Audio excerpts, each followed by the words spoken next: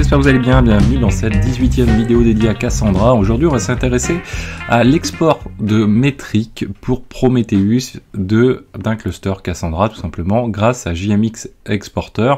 Donc un bref schéma un petit peu de ce que l'on va faire quand même pour se représenter un peu les choses, c'est important, on va faire plusieurs petites choses dans ce tuto. Donc première chose, donc on a un cluster Cassandra.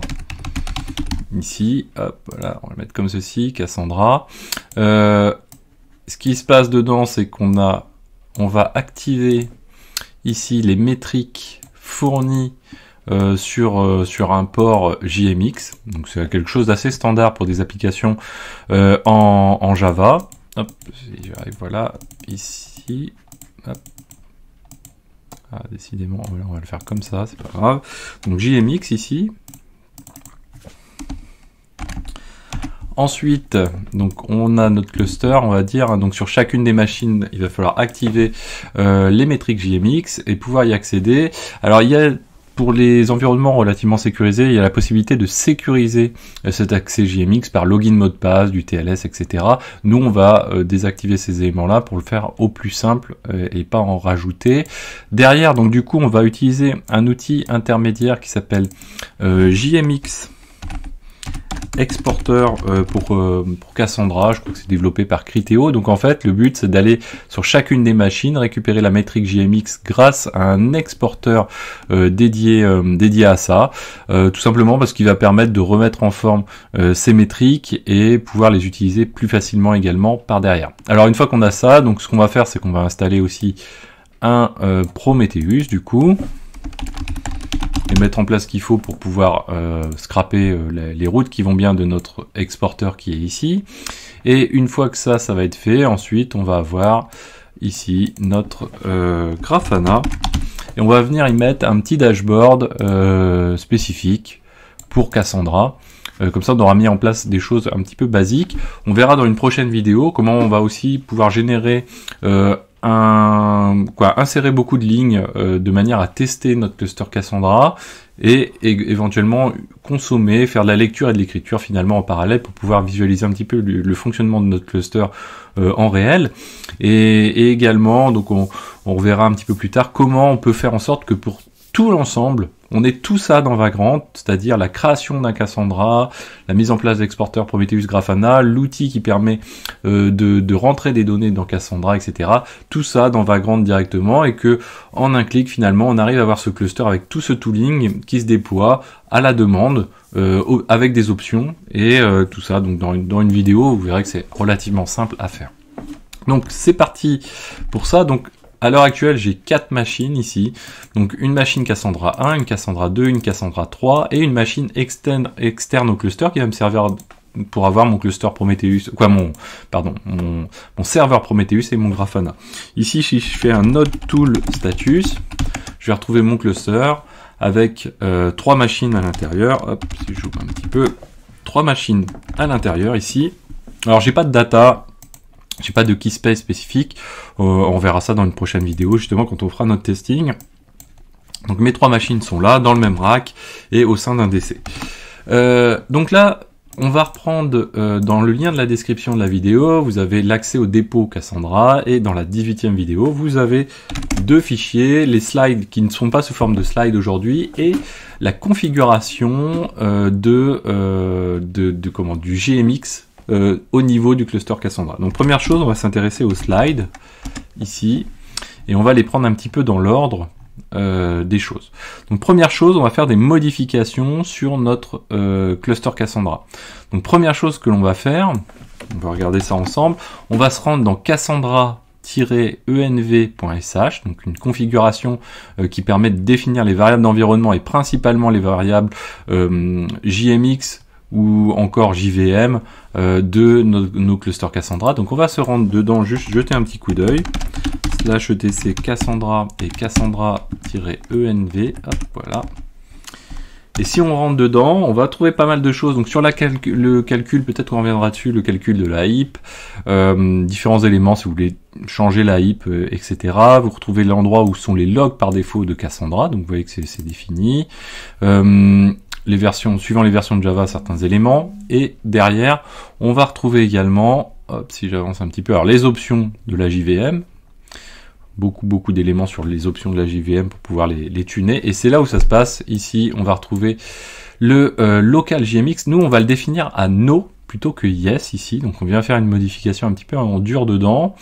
Donc on va le passer à no, et ça va pouvoir pour incidence derrière qu'on va pas jouer cette partie-là, mais on va jouer cette partie-là, et en même temps dedans ici, on va venir modifier le authenticate ici qui est à true, on va le passer à false pour pas avoir d'authentification. Donc ça, on va devoir le faire sur les 3 serveurs. Donc là, je vais le faire ici avec un set-i. Vous voyez, très rapidement, je suis en route. Je vais faire ma modification dedans. Vous voyez, donc le local JMX que je passe à no et le authenticate de true à false.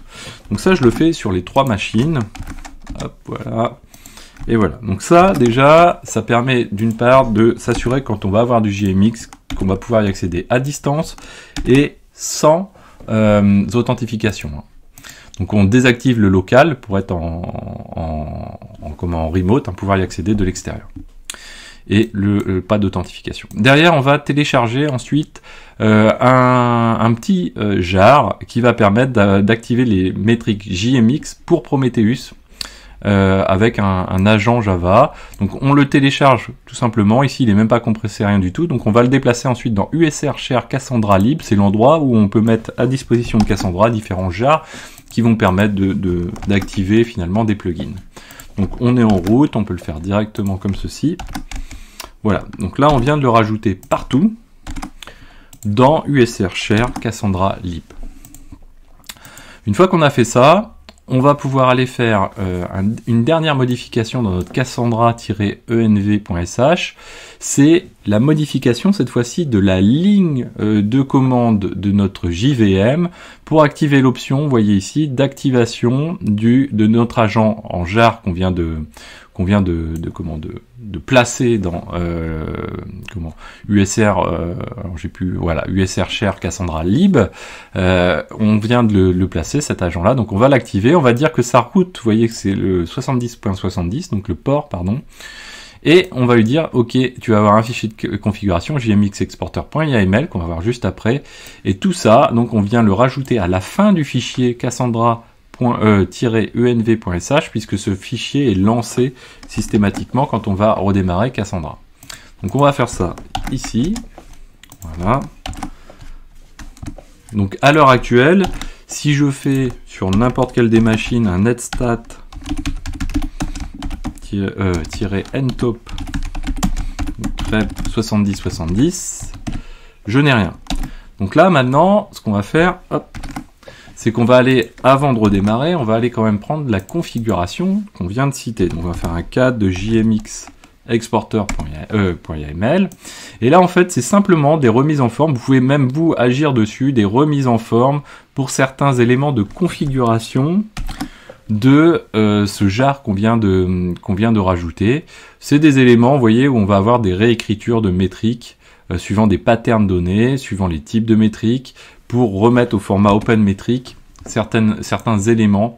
Donc pour faire ça, on va aller donc vim / on est dans, je dis pas de bêtises, hop, on va regarder juste nos slides. Mais on doit être dans /etc Cassandra JMX exporter.yml, il me semble, que je dise pas de bêtises, mais quand même pour être sûr, je vérifie. Voilà, /etc Cassandra JMX exporter.yml. Donc on va venir le modifier ici.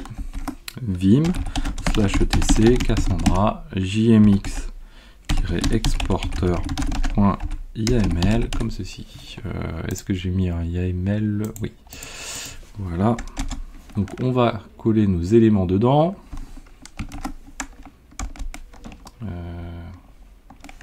Pourquoi est-ce qu'il ne me rend pas la main? Ok, bon, ça prend quelques secondes. Qu'est-ce qui lui arrive? Vim /etc Cassandra. Alors, oula, ouais, ça rame un petit peu. Je suis un petit peu en train de taper sur la RAM, j'ai l'impression, mais c'est pas grave. Ici, petit A, voilà, on colle l'ensemble des éléments. Hop. On va faire un cat du fichier qu'on vient d'éditer pour être sûr que ce soit bien. Effectivement, ça rame beaucoup là. Voilà, donc ça c'est bon. Ensuite, on va faire la même chose ici. Donc vim /etc Cassandra jmx-exporter.yaml. Hop, on vient coller nos éléments, on sauvegarde. Vim /etc Cassandra jmx-exporter. Faut pas trop se tromper parce que là on a déjà mis les éléments dans les options de la JVM. Donc du coup, quand on va redémarrer, si on fait une typo, ça va pas être pratique. Donc là, on est pas mal. On l'a fait le bon endroit. Hein, j'ai pas fait de typo, j'ai pas fait là non plus. Donc désormais, on va pouvoir redémarrer. Systemctl, restart, Cassandra. Hop, voilà, comme ceci. Je copie ça pour aller un petit peu plus vite. Alors, on pourrait tout paralléliser, mais bon. Alors on va attendre juste de redémarrer un tranquillement. Voilà. On va faire pareil ici et on fera pareil ici. Attends quelques secondes. Voilà. Et on va faire pareil ici. Bon là ça tape un peu plus sur la RAM forcément. Et on va faire un netstat, toujours grep 7070. Et vous voyez que cette fois-ci, ça y est, on a bien, on écoute bien sur ce port 7070. Donc on a bien notre route qui est active. Maintenant, qu'est-ce que l'on va faire?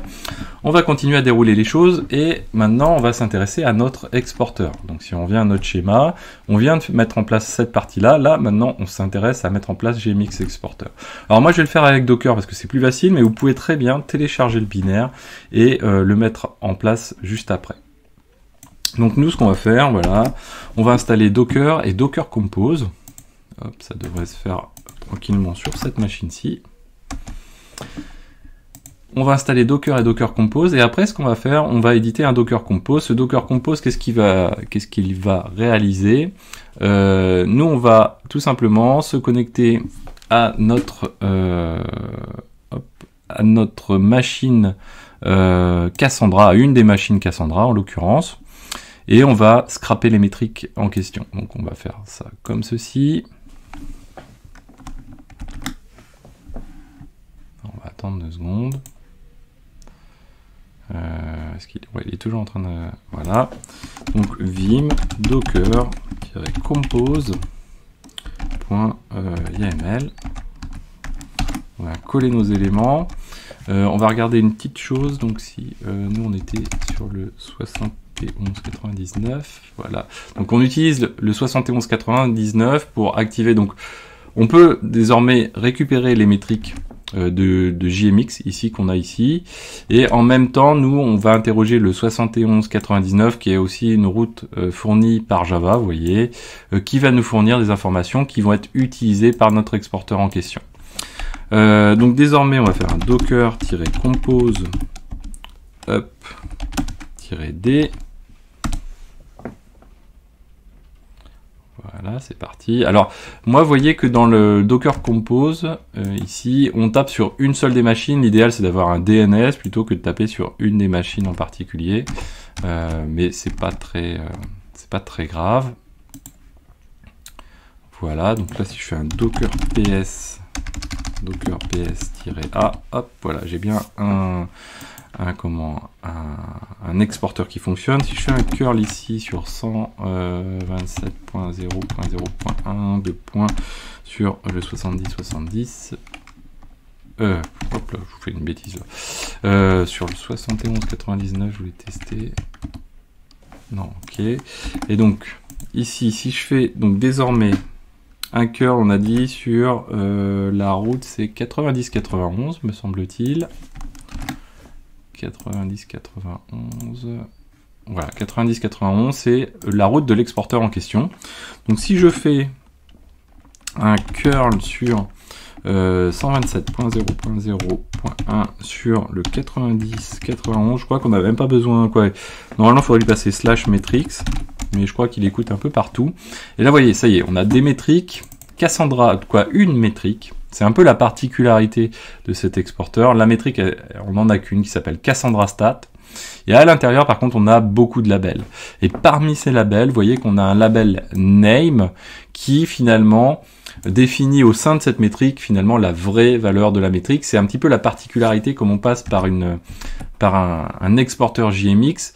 La manière dont a été fait l'exporteur, c'est on prend tout et on dit ensuite, sous forme de label, quelle est la valeur de la métrique. C'est un petit peu moins courant dans la pratique de Prometheus, mais voilà, ça fonctionne aussi comme ça. Alors là, donc, on a des métriques. Très bien. Maintenant, on va installer vite fait un petit Prometheus. Alors, on va réduire tout ça. Hop, un petit Prometheus et un petit Grafana. Comme ceci. Hop. Donc, on va continuer notre déroulé. On a donc ici l'installation de Prometheus. Comme ceci. Hop. Donc, on va le mettre en place là. Voilà. Tranquillement, il va s'installer. Ensuite... Alors ça c'est sa configuration, mais on va peut-être installer Grafana, peu importe quoi. Donc on va ensuite s'intéresser ici à la configuration de notre Prometheus. On va venir écraser complètement la configuration par défaut après l'install de Prometheus. On va lui remettre à peu près les mêmes choses avec des scraps intervalles un petit peu plus courts comme on est en mode démo. Ici voilà un exemple, on peut rajouter des labels externes à toutes les métriques. Les rules, on n'en a pas, et on va avoir un scrap config. Alors moi, j'ai pas installé de node exporter, mais on pourrait collecter les métriques du node exporter. Alors je crois qu'il est déjà installé parce que j'utilise un vagrant file. Si ça se trouve, ça a déjà fonctionné.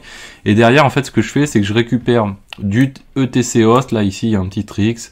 Du etc host, je récupère toutes les IP qui commencent en 92.168, qui sont donc des métriques des 4 machines qui sont présentes ici, donc les 3 machines du cluster Cassandra plus celle-ci, ce qui permet de récupérer des métriques intéressantes de base du système, le load, etc. Et on vient y rajouter surtout le job qui vient collecter, cette fois-ci en local host, mais voilà, on pourrait mettre l'IP de la machine directement, donc de notre exporteur qu'on vient d'installer sur le port 9091, l'équivalent de notre curl finalement, et on vient écrire tout ça dans /etc prometheus.yml. Donc ça, on vient le faire avec un gros écho comme ça. Donc là, on peut le faire directement ici, comme ceci. Donc là, si je fais un cat, à quoi ça ressemble désormais. Voilà. Donc là, ici, on a notre node exporter. Alors tiens, il y a un petit espace peut-être éventuellement en trop, mais c'est pas très grave. Notre node exporter qu'on vient scraper de cette manière-ci. Et ensuite, le Cassandra exporter juste derrière qu'on récupère. Donc nous, on va faire un système CTL restart de Prometheus. On n'a pas activé le reload. C'est possible de faire des reloads aussi avec Prometheus. Et le enable, de manière à l'avoir également au bout. Donc c'est parti. Donc désormais, si je vais sur cette machine-ci, donc son IP, je ne l'ai pas en tête, mais on va la retrouver. Voilà, ici, cette machine, en point 103. Que j'ouvre mon petit navigateur et que je me rends sur le port 9090, j'ai un Prometheus qui répond. Si je vais sur les targets, j'ai donc la collecte de mon Cassandra exporter plus le node exporter. Donc là, si je me mets ici, je crois qu'on a dit que c'était Cassandra stat. Et bien si je récupère Cassandra stat, j'ai toutes les métriques. Alors bien sûr, elles sont à 0 pour la plupart, en tout cas, je pense pas toutes. Voilà, pas toutes. Parce que voilà, on a exporté, quand on n'utilise pas pour l'instant notre Cassandra, mais on le fera par le futur. Qu'est-ce qu'il nous reste à faire? On va aller un petit peu plus au bout des choses. On va installer Grafana. Donc pour ça, on installe le dépôt avec la clé GPG qui va bien. Hop, toujours pareil ici. Donc installation de Grafana. Ensuite, on va le démarrer, le enable, toujours pareil. Hop, alors je fais des sudo, mais alors que je suis root, mais c'est pas grave. Voilà, donc ça va prendre quelques secondes. Attention au restart, on installe le paquet Grafana, mais au restart, derrière, on start Grafana serveur. Je bois un petit coup pour l'occasion. Le petit café. Et voilà. Donc là, derrière, restart enable, c'est parti. Donc, on va juste s'assurer qu'on ait notre Grafana déjà. On va reprendre la même chose, la même IP qui est là. Le Grafana, par défaut, c'est 3000. Et par défaut, login password admin. Donc nous, on s'en fiche un peu. Le but, c'est de tester admin. Login. Don't save, je skip. Voilà. On va rajouter notre data source. Donc notre data source, c'est notre Prometheus. Add data source, Prometheus, voilà. HTTP, // on est sur la même machine, on peut se permettre de faire localhost sur le port 9090. On check save and test, ça fonctionne. Donc là désormais je peux créer des dashboards. Je vais carrément aller chercher un dashboard précis, qui est ce dashboard là qui est mis à disposition, vous voyez, par la société Criteo pour Cassandra Exporter spécifiquement. Donc on copie l'ensemble. On va venir importer un dashboard ici sous forme de JSON. On le load, on dit que par défaut on va utiliser la data source Prometheus, import. Et on va se rendre hop là, dans l'overview par exemple. Alors on n'a pas de métrique qui varie, mais déjà on peut s'apercevoir en haut que j'ai bien le data center qui correspond à mon cluster, j'ai bien le cluster en question, j'ai bien un keyspace qui est présent, j'ai une table T1, on verra, on utilisera ça dans la prochaine vidéo. Et derrière, on a déjà des métriques, vous voyez, qui évoluent. Alors bon, des timeout, mais là pour l'instant on n'utilise rien du tout, hein, quasiment. Mais on a déjà des choses qui fonctionnent. Si on regarde ici les threads, par exemple, bien sûr, un cluster Cassandra il vit même sans rien y faire. On voit la JVM également ici. Donc on a quelque chose qui est fonctionnel. On verra dans une prochaine vidéo ensuite comment on va le tester un petit peu, ce cluster, un outil très très sympathique qui s'appelle Bentos. J'espère que cette vidéo vous a plu, n'hésitez pas à la partager, à mettre des pouces bleus, à commenter, et moi je vous dis à très bientôt sur Xavki.